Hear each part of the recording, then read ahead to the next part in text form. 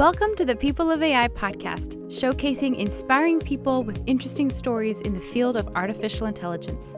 I'm Ashley Oldacre. Let's jump right in. This podcast is sponsored by Google. Any remarks made by the speakers are their own and are not endorsed by Google.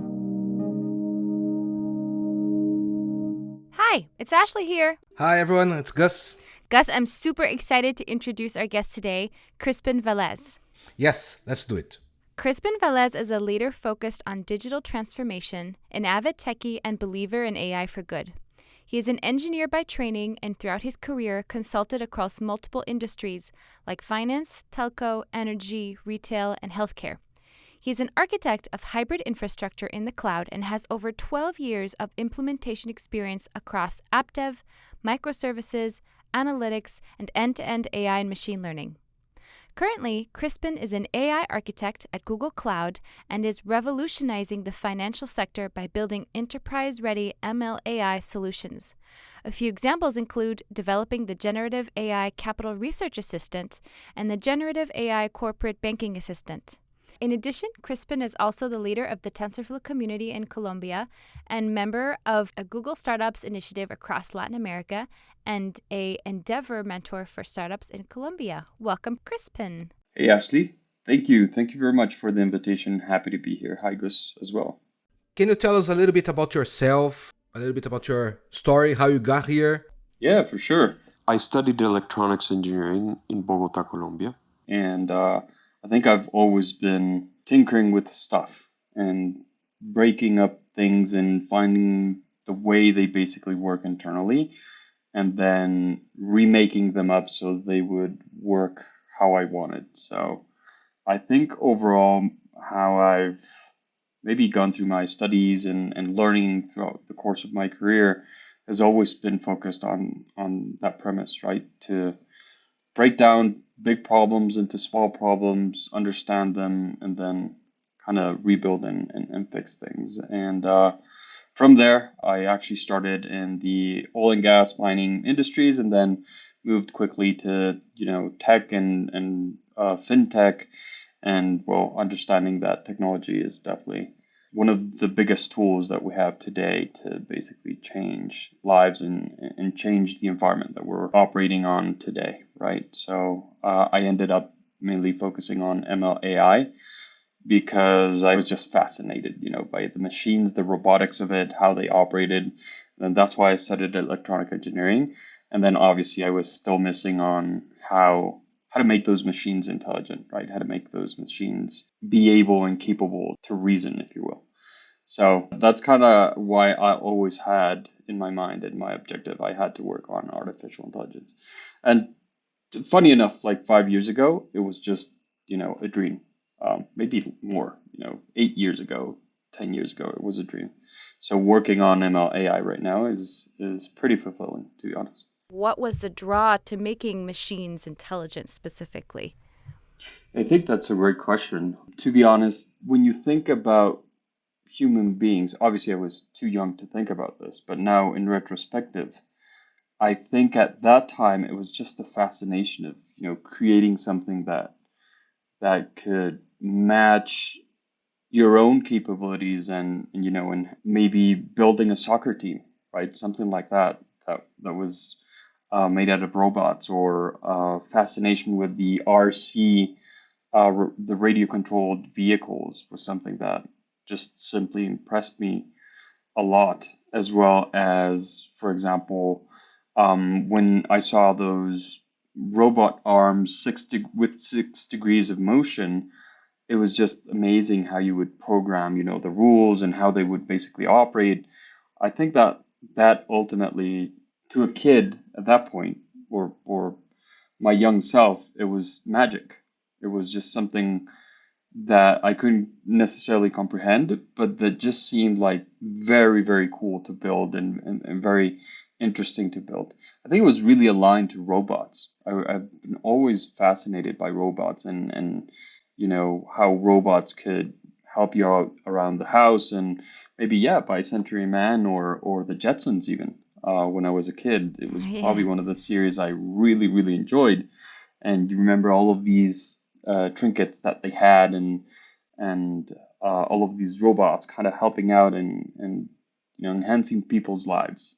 I think that would probably be my earliest recollection of why I really loved robots and ML AI. You mentioned you work with engineering heavy things, I would say like close to building stuff here and there. When was your moment that you said, oh, this machine learning thing, this is cool? I think at first within these heavy industries, oil and gas and mining. Like I remember I was a field engineer. I worked a lot with the MMI systems, basically the systems that controlled and operated the heavy machinery, and that also fascinated me. Right? How can a human with just a stick and a couple buttons control such big machines and basically connect all of them and share that information? So I think hardware was the first passion, and I started focusing a lot on hardware. And I think that's where, the interest for robots and building stuff actually came in. But then, I mean, as you progress and you start learning about these things, there's something that needs to be built to be able to interact with all of that hardware. So I think now, and looking in retrospect, a lot of people seem to portray that world as, the hardware and then the software that lives and operates the systems, and they're two completely different, domains, if you will. But I think as we advance, and even as ML AI advances, what we're going to see is that line is going to be even more so blurred, right?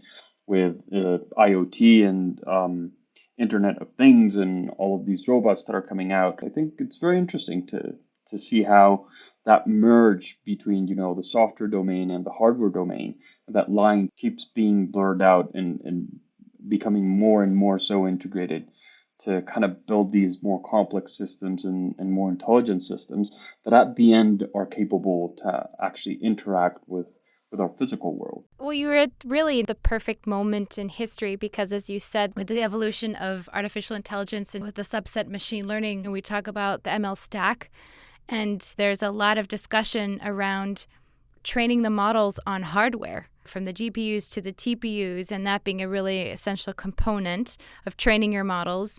So hardware is already really embedded already in training models. And then you're talking about implementing AI in sort of a hardware that executes what you're telling the model to do. So I think anybody who's working on machine learning has to think about this ML stack, the fact that it's trained on hardware that then talks to software and sort of back and forth. Would you say that's true? Or am I describing it accurately? No, I think yeah, but I'd probably expand a little bit more. And just coming to your comment on the timing, I think it's true. Like we are living in some very interesting times. I think what's happened in the last 50 to 60 years, and certainly in the last 5 to 10 years, even more, is the speed of innovation and evolution of the practice has been impressive, really impressive, to be honest.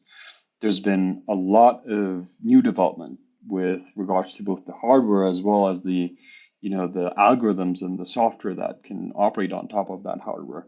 And as you mentioned, right, within Google and Google Cloud, even more so, with our TPUs and what DeepMind is doing today in Google DeepMind, I think that innovation is going to be even faster, and it's going to accelerate even more so in the upcoming years. You talked about working very heavily in hardware in the coal and mining industry. And I'd love to hear a little bit more about your transition from that space into tech. From working with the MMIs in heavy machinery, right, I gained or a lot of knowledge, but then a lot of interest started peaking around what is this, interface, human interface that you need to build to actually interact with this heavy machinery and build these PLCs and build these SCADA UIs to basically operate the broader systems and control all of that industrial heavy machinery, right? So everything from valves up to pumps and all that stuff. And I actually then started working on that middle layer a little bit more. I moved to a company. I worked in Madrid for a while, in the outskirts of Madrid, in a company called FlowServe, FSG, where I learned a lot on how you pair that hardware with systems, connect with software, with all of these SCADA systems and control systems, and then connect them to the internet to basically monitor and be able to remotely control, right? So kind of moving up the ISO stack, if you will, and understanding, the full end-to-end from application all the way down to the physical layers of how you build a, if you want, technology system or a technical system. And then after that, I pivoted a little bit towards FSI, right? The financial sector. Like capital markets and global finance have also been something always on my mind. And I began working at a company called Thomson Reuters at the moment, where they basically, if you don't know what Thomson Reuters does or did at that time, basically they consolidated all of the stock exchanges data in real time, and then they basically served that data to the localized, if you want, stock brokers and stock exchanges, and the investment bankers basically consume that information to make decisions, right? So at that time, it was quite an endeavor, right? You had to grab all that information that was happening in the stock exchanges, let's say New York and Shanghai and in London, and then let's say you had to consolidate all of that information and bring it into a system or the stock exchange within Colombia. And then probably the different investment banking desks or brokers that existed in, let's say, Sao Paulo, they also had to have that feed. And then the issue was if the latency was too big, right, then you would lose market advantage. So Right. everyone was vying for extremely low latency. Everyone was vying for more connectivity, more power, more compute power, more storage, and to really gain access to that information. And at that time, at least when I joined, it was still very on-premise focused. It was really focused on bringing in the blades, and we call them the blades here, but the Dell servers and all of the hardware into the customers. Nothing would run in the cloud. But when people started talking about cloud, I think the company realized, okay, we need to shift. We need to really bet on ISPs and that they're going to be providing really low latency connectivity, and we'll just serve our data from consolidated clusters. And they started talking about big data, started talking about how to serve in real time streaming all of that information that used to be actually served via satellite links. So I actually installed a couple of satellite links because of the faulty internet lines that existed back then. Wow. That's So it was crazy. pretty interesting. And then probably one of the biggest concerns and challenges that we had were solar flares, because every time you had solar flares, right, the satellite connectivity would simply drop. So people trading FX markets or in the stock market would literally just go blank in their faces or pale because they didn't have the information. You would obviously have a backup on MPLS, but that line was definitely not reliable. So again, that kind of, I think, as you said as well, I landed in a perfect timing in that company as well, because it was when they were doing that shift towards hosting some of that information in the cloud, and started thinking about, okay, how can we leverage cloud to basically serve some of this information. So we started exploring building portals for customers where we would present that data. And obviously, kind of the first things that we explored was hosting those portals within the cloud, and it was quite successful versus having the on-site servers. It was an interesting exercise. Again, highly regulated industry, so they're very adamant of change, but I think it was imminent. And when they started seeing the flexibility it could provide, as ISPs basically evolved and provided extremely low latency, they saw the value and basically started focusing on leveraging other assets and resources from the cloud. There was still another experience where I was the digital transformation lead for a Japanese company. I was basically for the Americas, and it was also a very interesting experience because they were a very traditional business. They still are, to be honest. And we were brought in with a couple of ex-executives from Oracle, from Cisco, to help them in their transformation journey to the, I won't say just the cloud, but in general towards ML, AI, cloud, big data. And they wanted to sell these services to their customers, but they didn't necessarily want to adopt it internally. So it was a very interesting exercise because how can you pitch and sell something that you're not necessarily convinced that will transform your business? So I think it was a twofold exercise. Just to make the story short, we weren't successful in the sense of transforming the company internally, but I think we did leave a message, right? That you either eat your own dog food and then you are able to showcase value to your customers to actually position it. We did sell a couple of big customers in Mexico and in the rest of LATAM. We partner with a lot of big data ML AI vendors, and we built really cool stuff and impactful things. But I think one key lesson that I got from that experience specifically is if leadership is not bought into change, right?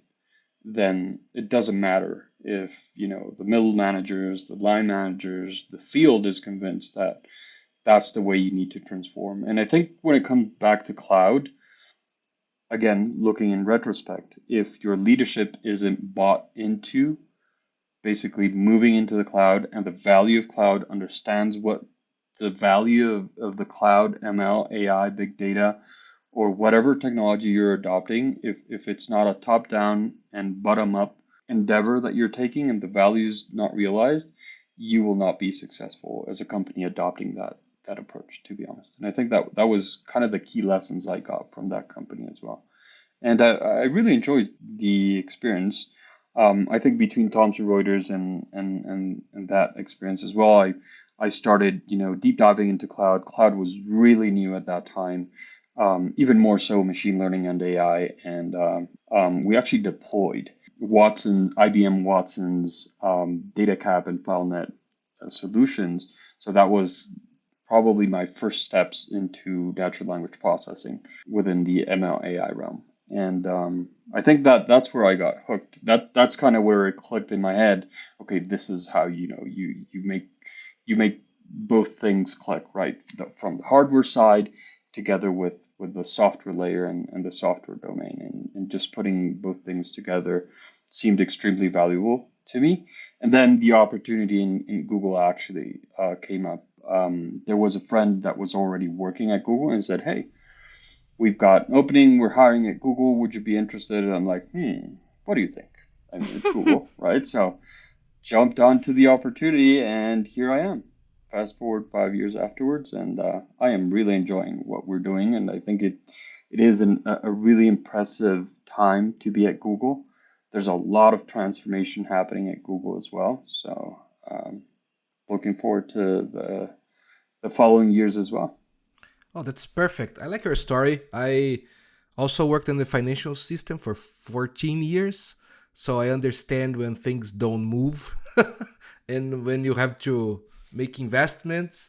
What's in the cloud? What does that really mean? What's happening here? And also clarifying like Google Cloud versus the concept of the cloud as well, I think is a good distinction to make. Because my understanding of the cloud is you used to store everything on like a hard drive on your computer, right? It would be stored, the information, your data, your emails, everything would be stored on the computer. And I think the revolution of the cloud is that then everything eventually got stored in a server. So I think with the evolution of internet, I think that gets stored on a server, which is much larger than on your device. And as a result, the revolution of cloud is that you can put way more data, way more stuff in this sort of server that's connected by these, fiber optic cables, that allow you to then store things and store much more. Is that correct at all, or? I think that is correct, but I think it was accurate probably a couple of years ago. It has changed in the most recent years, to be honest. So, because if you think about it, when you look at maybe AT&T or ISPs, you could also call that the cloud, right? They just have huge data centers. They can increase capacity as they purchase it for storage and compute. And they just, you're just outsourcing. You no longer have your servers and your storage in your building. You just have it somewhere else. And then there are multiple services where maybe they manage those services, or you can bring in your IT staff and manage those services, right? I think that was the paradigm, I'll say like 5 years to 10 years ago. But now it's evolved. I think with managed services, it's not just what you store and how you process, it's actually the services that you can get out of something like the cloud. So for example, Doc AI or Document AI, which is a specific product and service that we have today, or Vertex AI, which is our ML AI platform. I think when you look at those products and services, yes, they do store, yes, they do compute, but they actually run more complex tasks like extraction.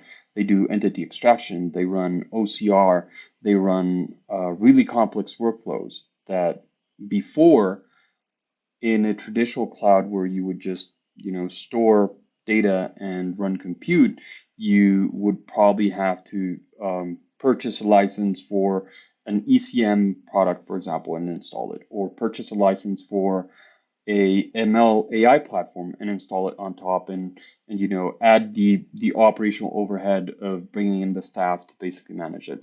So I think the cloud has evolved. I think yes, it does still support the storage and compute that you'd mentioned to basically store your pictures, store your data, your information, and run compute.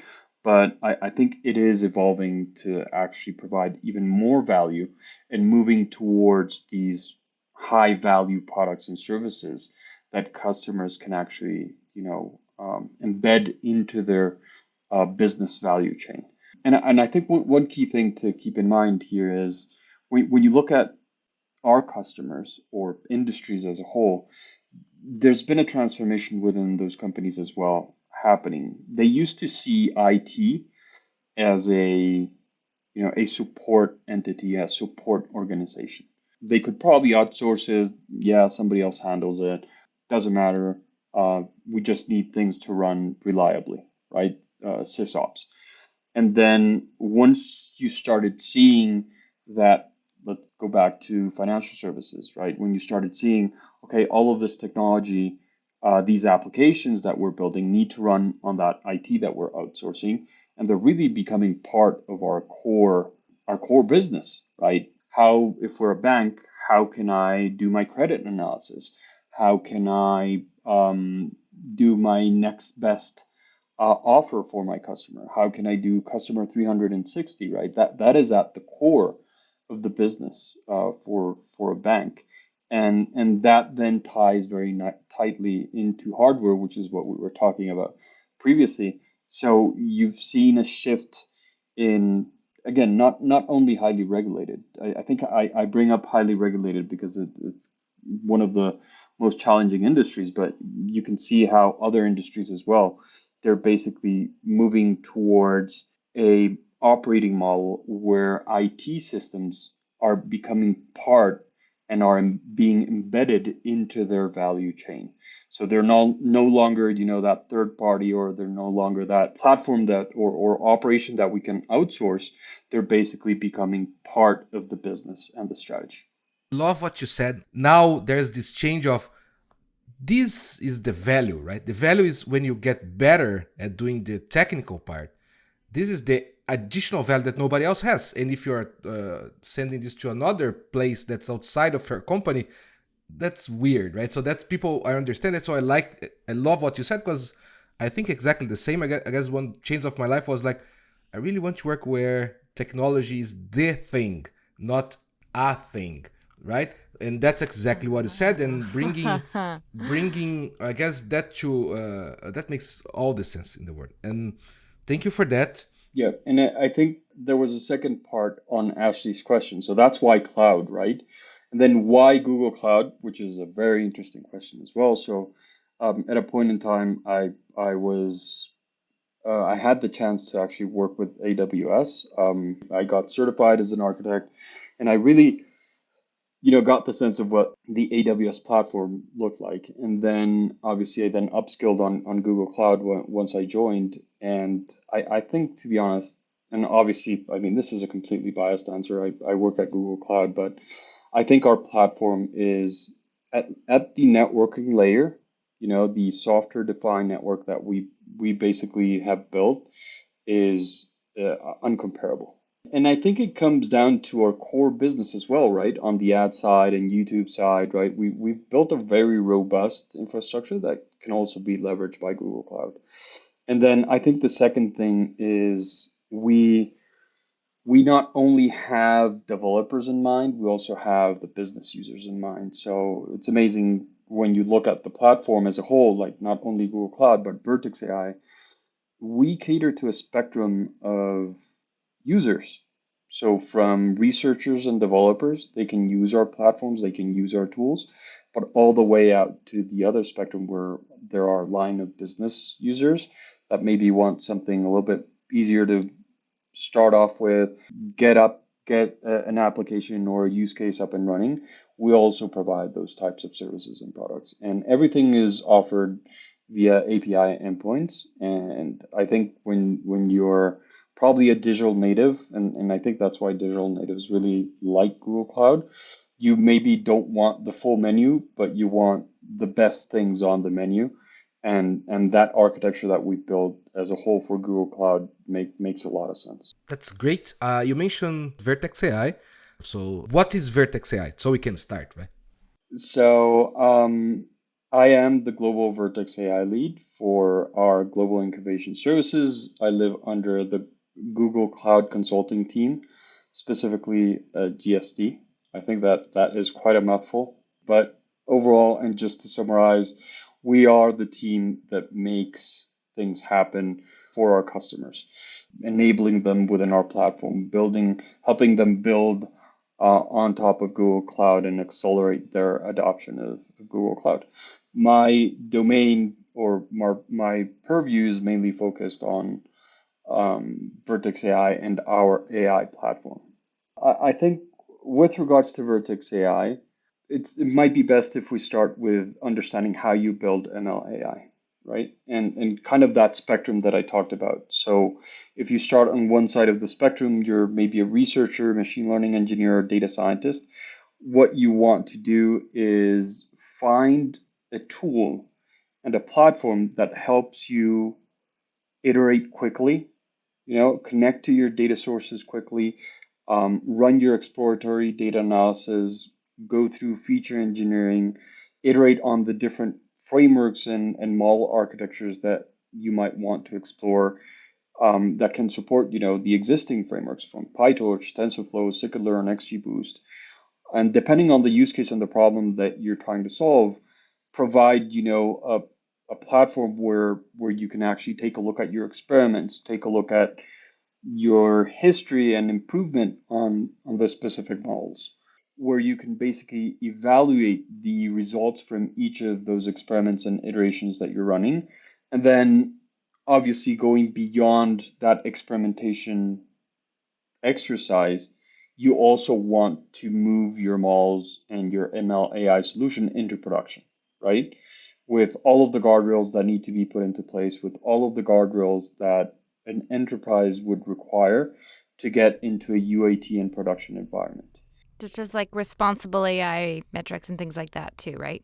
That's correct. That also has a very transparent way to basically run while you're running your evaluation to integrate responsible AI within your systems. And you have, you know, broader visibility of what's happening with each of the experiments that you're running. So what Vertex AI does is it enables all of that experience for a data scientist, an ML engineer, or a data engineer as well, right? So when you start looking at where the practice was, let's say, probably 5 to 8 years ago, is a lot of the experiments were just that. They were just experiments. They were never moved into production because of the lack of, tooling, the lack of checks and balances within the exercise of building ML AI. So what Vertex AI does is provide a platform to cater to each of those steps that I just mentioned, right? I'm oversimplifying a little bit, but the idea is that when you're on the research and on the research side, on the ML engineering data science side, that's usually what a workflow to build a model looks like. And then what Vertex AI has is the products, services, and tools to enable that exercise to be a lot faster, right? But then within Vertex AI is made up of 22 different services. Some services are catered to end-to-end MLOps, which is basically that exercise that I just described at a high level. But some services are just, our models, our proprietary models, our foundational models exposed via an API, like our vision APIs, our natural language processing APIs, or PaLM API, for example, from GenAI. It's our own proprietary state-of-the-art technology and models being exposed via an API that anyone can, use and integrate into their applications and basically leverage. And then you also have tools like CCAI or Doc AI, where we're getting to that point of moving more towards the other side of the spectrum, where you don't necessarily have to fine tune or run through feature engineering through that whole exercise of selecting the correct architecture, selecting the correct hyperparameters, evaluating each of the models, and building that end-to-end exercise of deployment. So we do have other tools like AutoML under Vertex AI, where you just need to provide your data set, what do you want to optimize for, and then tell what the features are and just click on a button. And then a lot of that work is being done under the hood. But you can see, even though it's not as technically challenging as building, if you want, a model from the ground up using an open source framework like TensorFlow, Scikit-learn, XGBoost, and PyTorch, it still requires some understanding of what am I going to optimize? Is my model performant enough? Do I understand what an AUC curve is, what recall, what precision is, to make the decision that the model is the model that you're going to be using in your application? So there was still a small gap. So coming back, that is what Vertex AI is. So if you want to explain it to a 5-year-old, I would probably tell you it's like a Lego set to build a rocket ship. And it's this Lego set where you've got a lot of these small bricks, and you can literally build anything you want, obviously, in the ML AI realm. It's a set of tools that will just accelerate the way you're building ML AI within your enterprise, within your organization. It will definitely speed up and enable the movement of your ML AI workloads into production. And it's amazing because it leverages, it leverages the power of the cloud, right? So it's a service now. With the evolution of cloud, it's a service that is available that you can then get anywhere.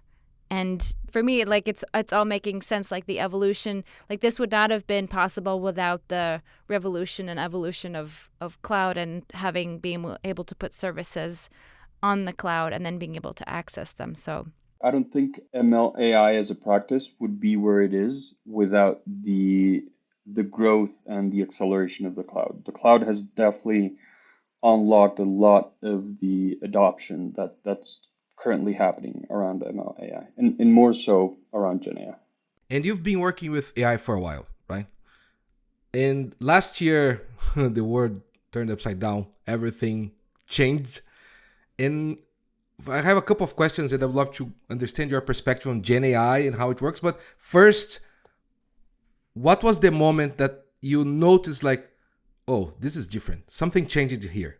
Because last year was like where a lot of Gen AI came, right? And when was it you said, hey everyone, we should pay attention to this right now? Yeah, I think that's a great question. Um, I think at first I was a little bit, how do you say? I think at first I was a little bit skeptical. Yes, I was a little bit skeptical because in 2018, and there's a reason. So like deep learning had a huge boom, and I think it was given, the advent of cloud and the capabilities that it could unlock. And in 2018, but there was a point in time where there was a lot of interest and a lot of chatter around deep learning.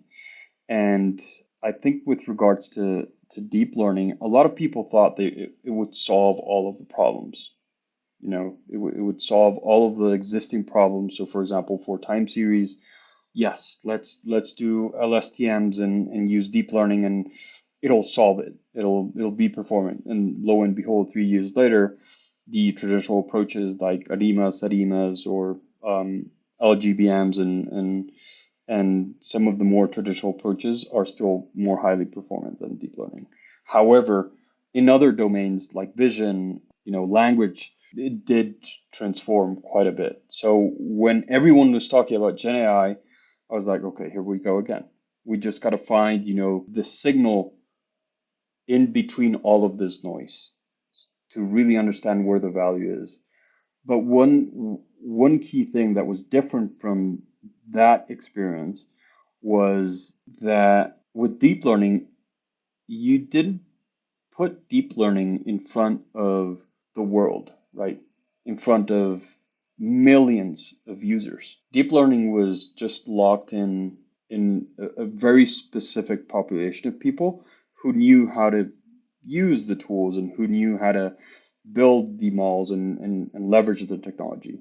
I think that one key difference with what's happening in Gen AI is everyone can use it, from a C-level executive to a mom, a father, toddlers at home to just ask it whatever. And even if it's hallucinating, even if it's not factual, it's impressive because you're interacting with artificial intelligence. So I think that's when I realized, okay, this is probably going to generate a lot of interest, and not only on the consumer side, right, on the user side, if you will, but also on whoever's building the technology to actually evolve faster, because there is an incentive to actually, evolve the practice because you have such a huge user base that is trying to find the signal within the noise. One key thing that changed my skepticism was to see how the open source community just threw themselves on top of solving these problems and trying to expand the community, expand the tool sets, build out tools like Llama Index, LangChain, and build upon the open source models that already existed.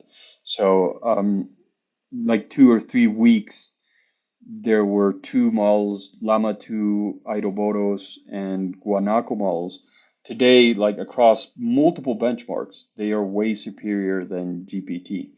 So it's very interesting because you now not only have these huge technology companies like Google and probably OpenAI competing, but you also have this third party, which is just open source, right? They're not generating any revenue, but it's just the community. So, I mean, coming from a developer background, seeing something like the open source community, competing in that sense is pretty interesting and very interesting and very motivating for whoever wants to get into the tech space, to be honest. And then to see how us from Google Cloud, we adopt open source. Again, Google and Google Cloud have been really strong advocates from open source. there's one of these services within Google Cloud for Gen AI is called Model Garden, where we're just basically hosting all of these open source models. So we're saying, hey, you know what? We've got our foundational models, but if you want to move towards leveraging one of these open source models and kind of build your own thing with these open source models, we'll provide the managed infrastructure, right? And all of these managed services to abstract that operational overhead. You just have to worry about the ML AI component, which is leveraging these open source models.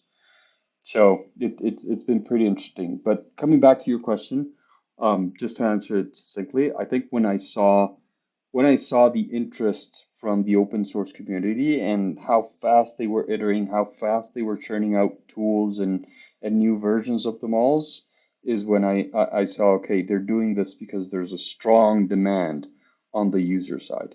Now, don't get me wrong, I still don't think you can solve any problem with Gen AI. I've seen a lot of people throwing Gen AI to every single problem they have. I think that's definitely not going to happen. I think they need to go through the exercise and probably burn those cycles. I think we've done that as well. I think there is a lot of value given the broader user base and the fact that a lot of people have started using this technology. So I'd love for you to talk a little bit about your community. I think I also heard somewhere that you grew the community. You were sort of the initial member of the TensorFlow club in or community in Latin America, and you grew that sort of out of nothing. And that seems like a pretty amazing story, and would love for you to talk a little bit about that. Yeah. So yes, I am the lead for the Latin American TensorFlow community. But again, it's not just me. You can't definitely undertake a project like that by yourself. It's actually a group of between 4 to 5 engineers. There's a CEO of one of the up and coming digital startups from Colombia as well, Adonai Vieira. Um, we've got Profe Raul. He's a teacher from one of the most prominent universities in Medellin, and a couple of other engineers that are also pitching into the community. But yes, we started it off with, I think it was like 52 engineers for a couple months, and then we grew it up to 1,450 members is where we are right now. And we try to balance out, like everyone has a day job, obviously. This is kind of our, I won't say even 20%, our 5% project. And what we're looking for is to get more folks actually excited about, technology, ML, AI, and obviously the TensorFlow project. I've seen, like with my own eyes, how TensorFlow can run and operate within our customers and how the project is actually evolving. And I think if we can get more developers and more people actually leveraging it, it can showcase the value of building in production solutions for ML AI. And there is a very tight integration between TensorFlow and Vertex AI, right? So a lot of what you can do within TensorFlow is supported within Vertex AI. So you now have 2 layers of abstraction that can make it extremely easy to basically build your ML AI solution and then deploy it into production leveraging Vertex AI and TFX, right? And TensorFlow. So yeah, overall, it was more of an interest. That's how we kicked off the community. We're really creative in the sessions. That's probably one of the best things I enjoy. It's like, what are we going to do? What do you want to do is probably the question. Let's teach them how to do this. Let's look for a VP for a startup, and you'd be amazed. We've had CEOs and CIOs and artificial intelligence VPs, CDOs come in from a lot of digital native companies. So from Rappi, from Mercado Libre, from a lot of LATAM companies stop by and just share with the community, right? There's nothing like we aren't paying, they're not getting paid for anything. They're just here to pitch into the community, and they are very well aware that they're building, the future of engineers and developers coming out of LATAM, and their interest and their passion to actually jump onto a project. And well, they can also talk about what they've been building internally. That's also a key thing. Do you run these groups in English? No, we run them in Spanish. Like the content is in English, but we normally run it in Spanish. I'd like first of all to thank Crispin for Gavin being part of the community. It's amazing. Thank you very much, and even better, TensorFlow community. Thank you very much for doing that. I always say that the community is like a superpower. Thank you for bringing that up. I think plus one to what Gus just mentioned, there are a lot of Google communities, that you can join. So there's the Google developer community, there's the Google cloud community, you've got the TensorFlow communities. So if you're interested in tech and you want to start learning, I would definitely advocate for joining one of those communities. Take a look at what they're talking about, and certainly learn from the people that have already gone through the path and developed some sort of solution or product on top of these open source communities, or obviously Google Cloud as well. So plus one to what Gus said, reach out to your communities and build out those relationships. Really important. Yeah, I love the full circleness of it, of this conversation, even where you started talking about as a child, wanting to get into things and build things and fix things and get sort of into the details of it, and how you're I mean, I think that's another thing that we talk about on this podcast is sort of career journeys. And I feel like when you're young, you kind of have this one way vision of how, of how you, like, stepping stones of how you get to one place to another. But I bet, right now, if you're, you would never have imagined this trajectory. And yet now when you're here, everything that you've done all makes sense and all adds value to what you're doing. And I think that's also sort of a testament to going and trying things that you love and that you're interested in, and not being too worried about what path that will take you on, and trusting that things will come together. I think in retrospective, my decisions now make sense, but when I was making my decisions, I probably was really scared and didn't know if I was making the right decision, if it take me down the right path. But I think it's just decisions, right? The only way you are going to be certain if it was a good or a bad decision would be in retrospect. And the funny thing is, if I look at in retrospect, like my career and the decisions that I made, I'm really happy with the decisions I've taken, right? And I'm sure like moving forward, if I do that, I take that same vision, I'll still be happy with the career decisions that I've made. I think looking into the future generates too much anxiety. So I normally don't. Where am I going to be in 2 years, 3 years? Like, yeah, I have a goal definitely. I'd like to be at a point.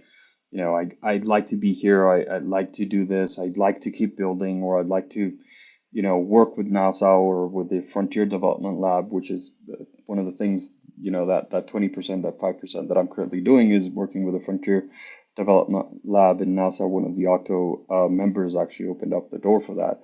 But I think thinking about the future is just you burn cycles when you should be living in, hey, what am I doing today? Like, look at the moment where we are. Right? Gen AI is kind of transforming in the way companies are extracting value. As I said, we need to grab it with tweezers and really understand where the value is. It's not everywhere, but it is generating a new wave of value. And I think overall, what I would recommend is, yes, take a look in retrospect and you'll see that hopefully it happens for everyone. But at least in my case, the decisions make sense. What I'm doing today, I fully enjoy what I'm doing. I couldn't be happier in the timeline that I landed. And then when it comes to the future, I just don't think too much about it. I do have some certain goals, that are fully aligned with what I've been doing in my career. I might pivot at a point in time. That's okay too, but it has crossed my mind. But overall, I think career-wise, it's just you gotta enjoy what you're doing. You gotta maybe enjoy is not the word. Gotta feel passionate about what you're doing. If you want to work with ML AI wherever you are, if you're working with ML AI in cloud, then that was for me what made me happy, and well, lo and behold, here I am. What a story. Man, we could stay here for another hours. It's lots of stuff to talk about. It was great to talk to you, Crispin. I guess you brought a lot of insights. I learned a lot. Some perspective I didn't think about. Some things I guess we agree, which is amazing. So it's good to see other people thinking in the same direction. And great chat. Thanks, Gus. Thanks, Ashley, for the invitation, and so really appreciate your time as well. Yeah, of course. Thank you. If you would like to learn more about our conversation or our guests, check out the links below. Please subscribe, and if you're feeling extra generous, give us a 5-star rating. We would love to hear from you, so leave us a comment. We'll read every one. Until next time, thank you for listening.